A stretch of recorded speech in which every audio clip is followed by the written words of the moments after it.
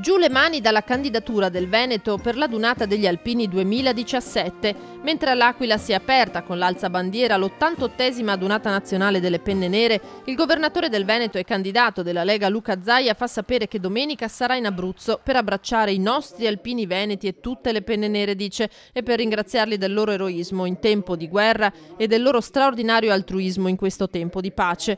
Vado però anche in Abruzzo per dire a Renzi giù le mani dal Veneto e dal suo infinito, storico, riconoscente amore per gli alpini. La città del Premier, Firenze, è infatti scesa in campo per l'adunata del 2017, quella che Treviso, Conegliano e Vittorio Veneto stanno lavorando da mesi per portare a casa.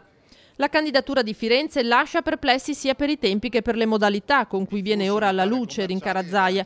Intanto l'Aquila ha accolto gli alpini, 5.000 i trevigiani attesi, molti già in città. Con l'alzabandiera si è entrati in pieno in questa 3 giorni di festa. L'onore alla bandiera è il segno del nostro attaccamento a questa nostra Italia, a questa nostra patria. Infatti le nostre grandi cerimonie cominciano con l'alzabandiera e poi si chiuderanno alla fine con la mani in bandiera. L'ANA è riuscita a dare non solo prove di solidarietà, perché scegliere di tenere l'adunata in una città ancora ferita è già un atto di solidarietà, ma soprattutto ha dato quell'iniezione di fiducia, di orgoglio a una città che sta dimostrando di accogliere alla grande questa adunata. Io credo che sia il primo momento, dopo 6 anni, di una gioia collettiva nella comunità.